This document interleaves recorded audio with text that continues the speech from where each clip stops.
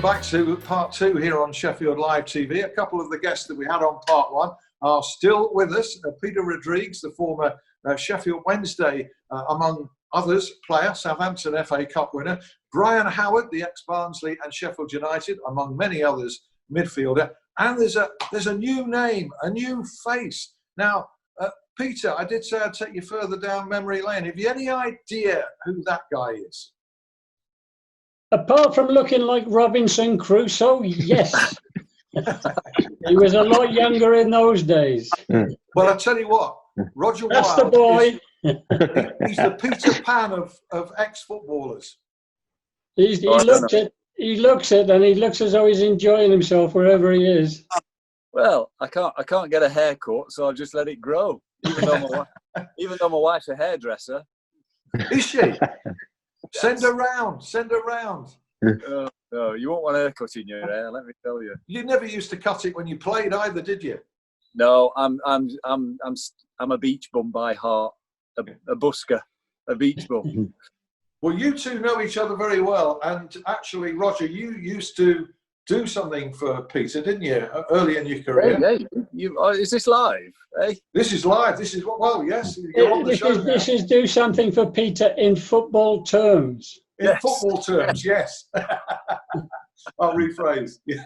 Yes, I used to clean Peter's boots, and he had a very, very odd thing that he had us do, which was he used to wear Puma boots, but was supplied or sponsored by Adidas. He didn't like the feel of Adidas boots, so we used to have to blacken out the Puma stripe and paint the Adidas stripes over them for matches. And he reckons he'd give me 10 bob a season. 10 bob a season. That's 50p. I was only earning £3.50. Yeah, good one. But many years ago, when we got to the cup final, I wore Puma throughout my career.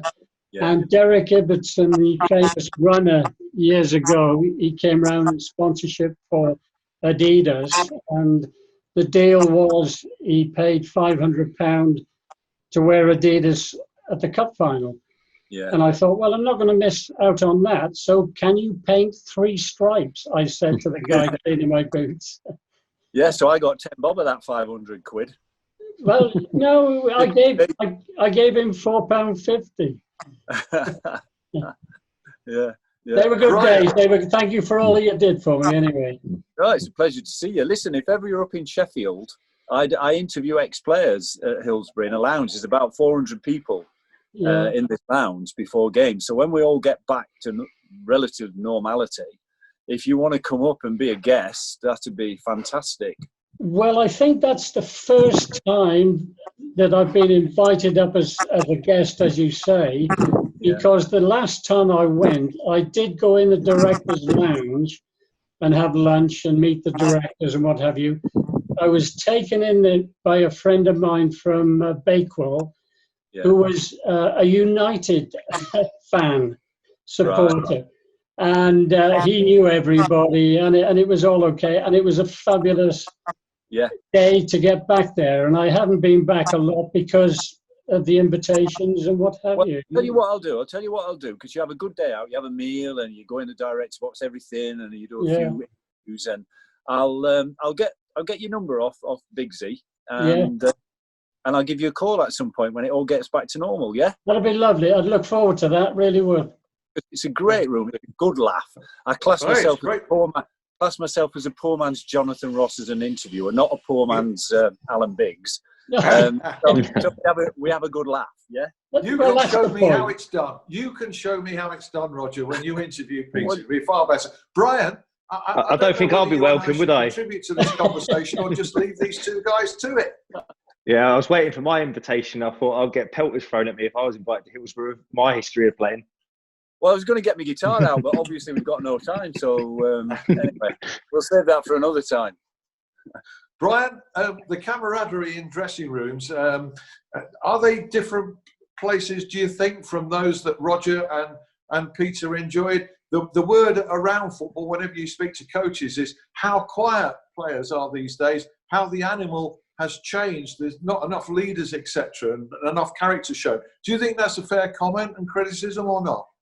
I think so, and I think I saw the transition through my career, that when I started, you get away with a lot more, lads done a lot more together, and then coming to the end of it, kind of the more so-called professionalism came into it, and it's probably even more so now. And I think stuff like social media and all bits that doesn't help the boys. They can't really go out and socialise together in the way that they used to. No, and so therefore players tend to be introverted, looking inwards, looking at their phones, not simply engaging in conversation like they used to. You hear it all the time. The boys sit in the dressing rooms now and they go on Instagram and go on Twitter and they go on all their WhatsApp, rather than being in the dressing room before training, whatever, having banter, playing tricks, doing whatever. They're too busy going to see how many likes they've got on Instagram or who's followed their tweets. So I think it's definitely something to be looked at. I think it does affect the boys now. You see the lads getting off the coach when they get to the match day, and they've all got big earphones on. Normally, just not talking to each other as they wander through. Whereas on the coach, you'd have a game of cards, you'd have a laugh and a joke, and there was communication. I don't think there's so much these days with the build up to the game, possibly. Rodger, your thoughts? Me, I think. Well, my experience, as you know, I've been a physio as well. I've been in football for 50 years. The dressing room, I think, has been fabulous. You do get the odd ones with the earphones on. But, I don't think it, personally, from my perspective, the clubs I've been at, it's been fantastic. The banter, as you want to call it, the practical jokes and stuff like that. Yeah.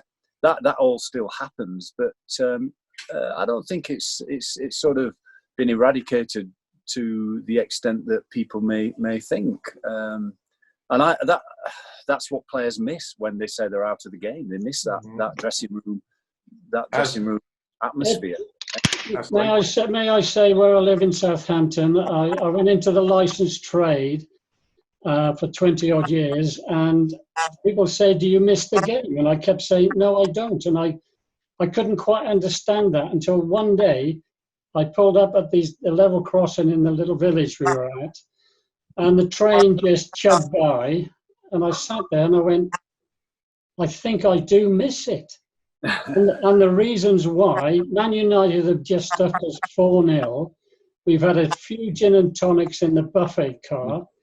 Get off at the end of the day and see you on Monday, lads, and everything was fine. And like you say, the banter was immense. And we bumped into lads like ourselves now. And any time I saw Brian Joycey the other day, and it's just as though we'd been together for a lifetime, because you're straight into each other. You start bantering. The humour's there. I know every profession's got it.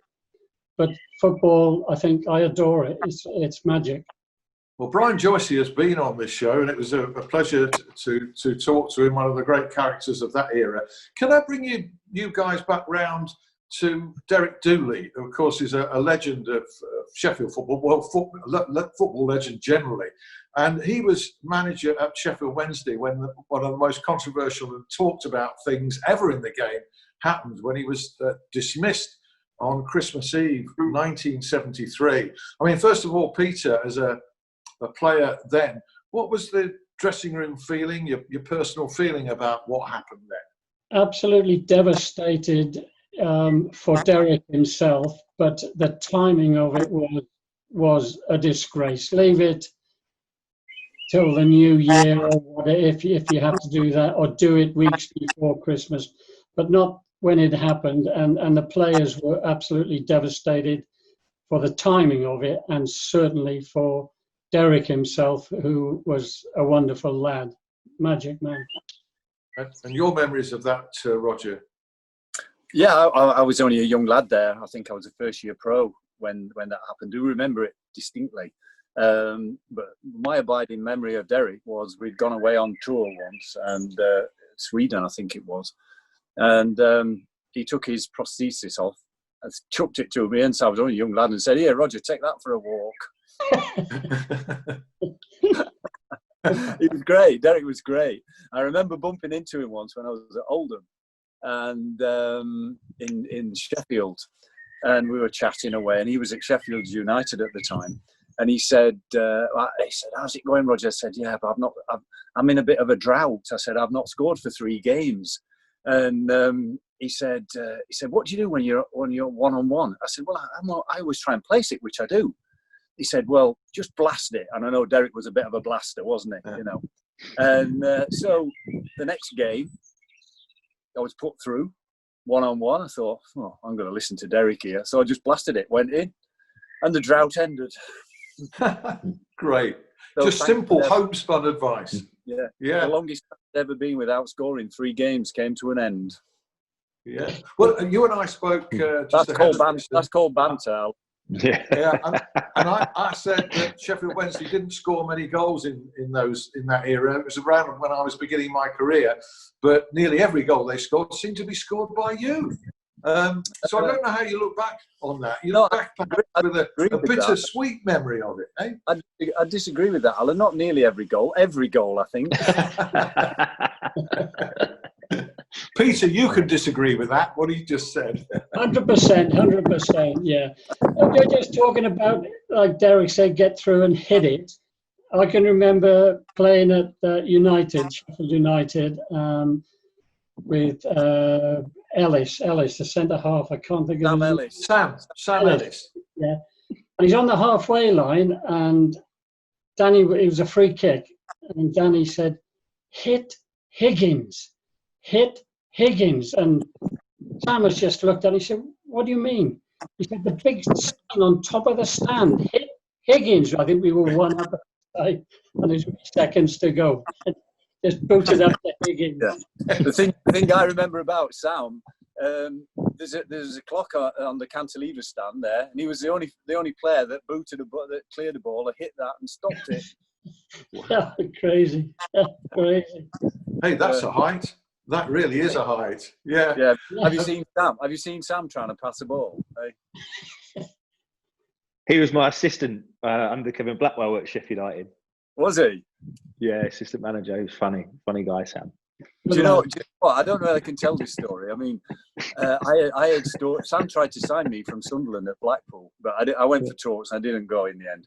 And the story that I always remember about Sam as well was they used to go and play 5-a-side on the beach, right?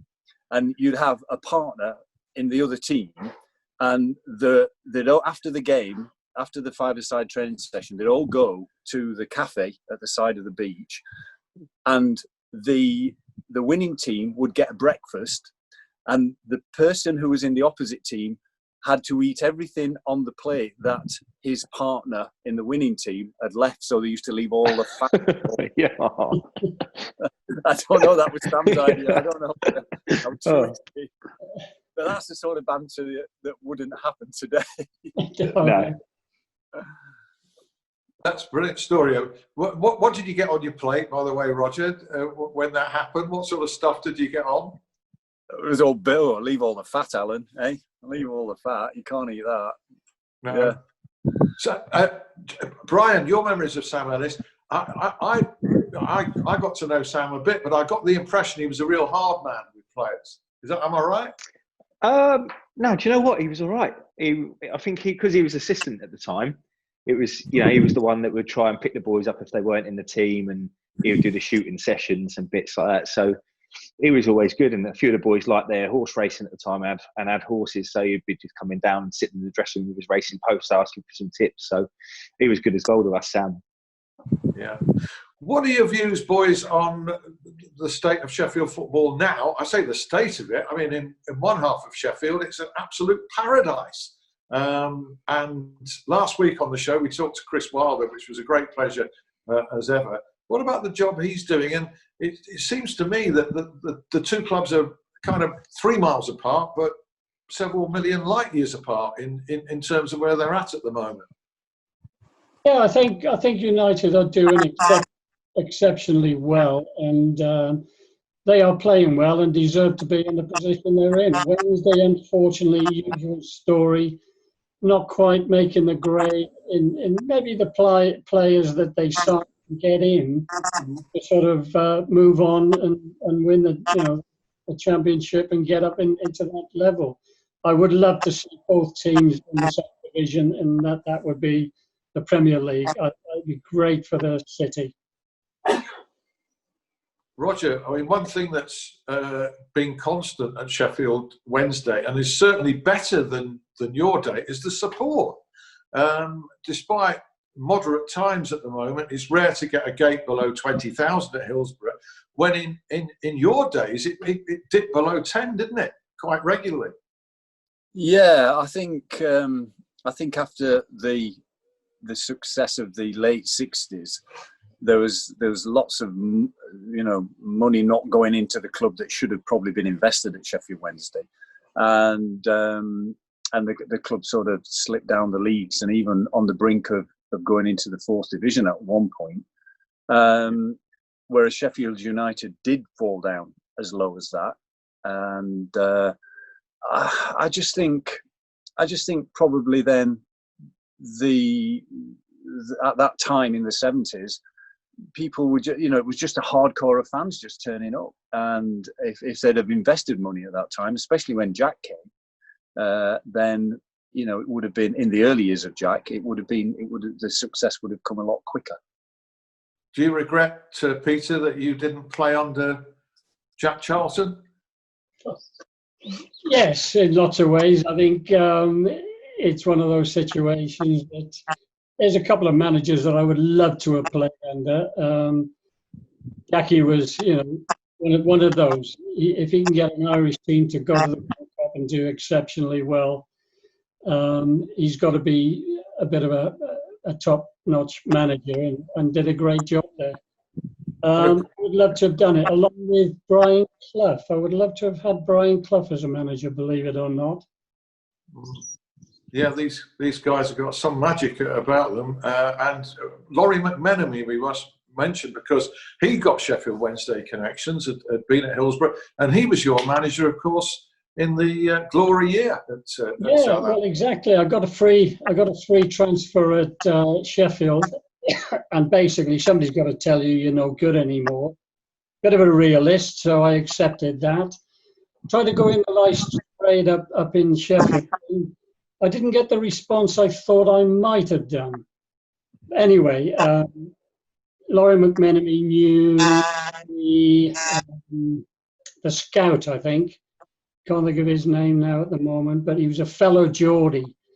And he phoned him up and said, anybody up there that is available? And he mentioned myself. And his England under 21 international fullback injured in a car crash, so he wanted a short-term, sort of replacement. Well, basically, I went down, had the interview, and basically signed for him. And he said, "Okay," he said, "I can do a 2-year contract. As soon as the guy's fit, he's in the side." So 21 and 32 is obviously a big difference. So I accepted that, went out the door and hit my fists and said, "Brilliant. I could play football for 2 more years. Whatever level it was, I could still play." And the rest is history. Laurie made me skipper. I signed in the July, made me skipper in the September. And we went on and won the cup, and a proud day it was for myself and the rest of the team to sort of meet the Queen and collect the cup. And the greatest thing in a footballer's life, dream, is to turn and face the supporters, just raise the cup. And it still excites me now when I see it, when I see other players doing it. Great feeling. You shocked the nation, I think, with that result, but you also charmed the nation because all the neutrals were on Southampton's side. You must have been aware of that Oh, feeling. totally, yeah. Mick Shannon, who is a racing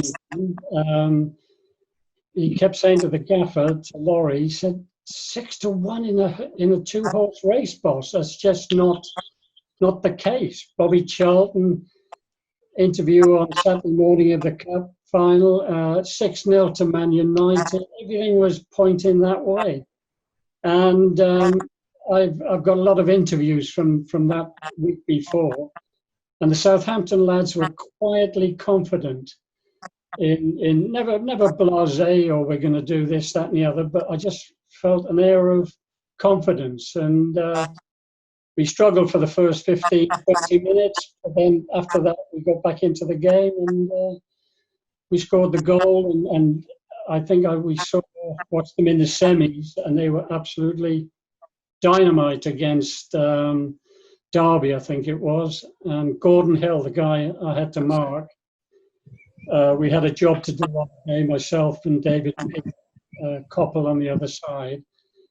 And I jest when I say Hill was taken off 12, 14 minutes before the end.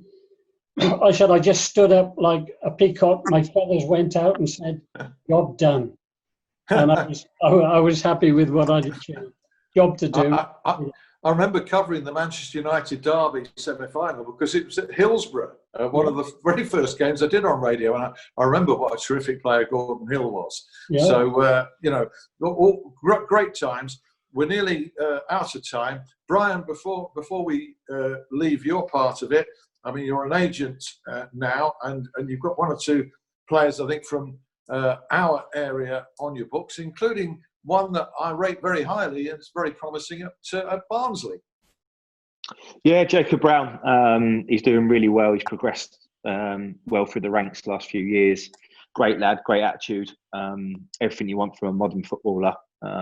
Physically strong, quick, and his performances are going up. And you know, hopefully football can come back and he can finish off the season well, and Barnsley can stay up. But he's definitely one that there's a lot of clubs higher up the levels are looking at right now. Okay, good luck to Jacob Brown. Good luck to yourself in your career. And thanks for the memories of what you did on the field, Brian. And also to Peter Rodrigues and Rodger Wylde. It's a pleasure to speak to you. In Peter's case for the very first time. In Rodger's case, well, we've bored each other stupid for quite a number of meetings and interviews. Yes, we have. And I bump into it again. Alan, can I just mention to Brian a second? Yeah. Brian, has time stood still for you? Because your clock behind you hasn't changed in an hour. See, I'm only 5'7", and I've done a few of these Zoom calls, and I keep having banter with people that see who actually notices it. So you've picked it up. So your vision's still there, Peter. You've still got absolutely, yeah, absolutely, great stuff. That's terrific. I'll have to try and do something like that. That's a good tip. That's a good tip for Rodger when he interviews Peter at Hillsborough. Get a clock behind you that's standing still. 1975. Yeah, I wish time could stand still, but alas, we've run out of it. So many thanks, Brian. Thank you to Peter. Thank you to Rodger. It'd be great when Peter and Rodger get together back at Hillsborough. And thank you to you for watching. And we'll do another of these, hopefully, next week. See you then. Bye-bye.